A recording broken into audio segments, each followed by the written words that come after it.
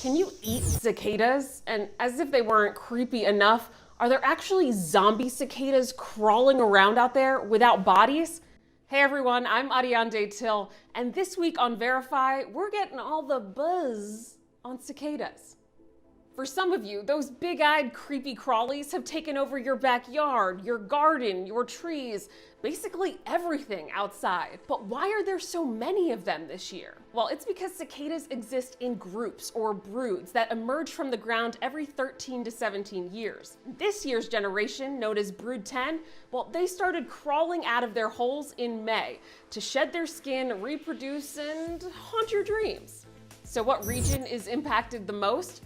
According to the Nature Conservancy, Brood 10 will see trillions of cicadas in 15 states. That includes lucky places like Delaware, Georgia, Illinois, Indiana, Kentucky, Maryland, Minnesota, North Carolina, New Jersey, New York, Ohio, Pennsylvania, Tennessee, Virginia, West Virginia, and Washington, D.C. Next up, some people, some very special people, are wondering, can humans and pets eat cicadas? Because doesn't this look so delicious? As weird as it may seem, we can verify that yes, cicadas are edible for humans and pets, according to Dr. Floyd Shockley, collections manager at Smithsonian's National Museum of Natural History.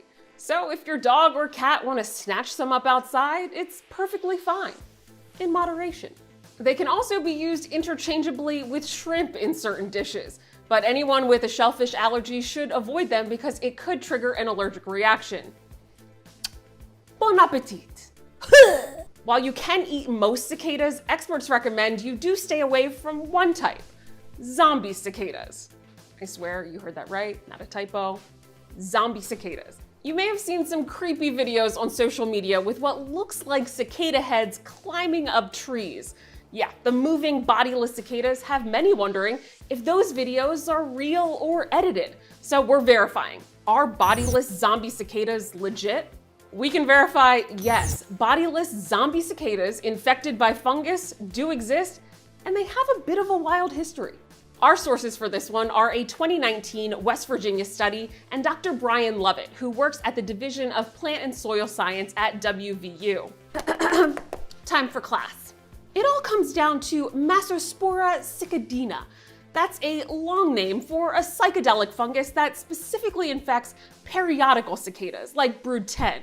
It contains chemicals similar to those found in hallucinogenic mushrooms. You don't know what those are, right? Right. And that chemical causes them to lose their limbs and do all sorts of weird behavior. Exhibit A. Males try to mate with everything they encounter, even though the fungus has consumed their lower half. Sounds about right. That's what gives them that spooky and empty look. Dr. Lovett says the fungus can spread quickly from cicada to cicada, which is why you've probably seen a bunch. And the fungus has another rare trait, and the reason these cicadas seem like zombies. This is one of the things about this fungal pathogen that makes it so interesting.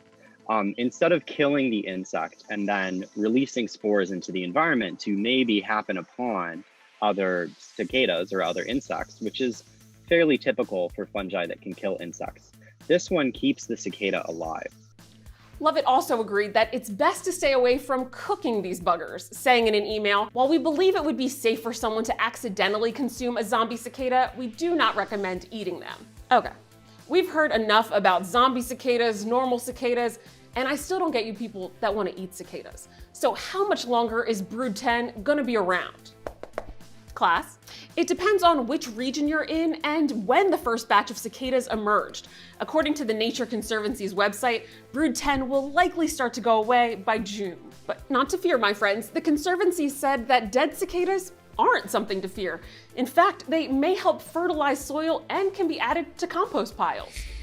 I'm Ariane Till, and while the cicadas may be here for a little while longer, that's all the buzz we have for this week's episode of Verify. Have a question for our team? Text us at 202-410-8808. You can also check out our website and subscribe to our newsletter at verifythis.com. And follow us on social media at verifythis to keep up with all of it.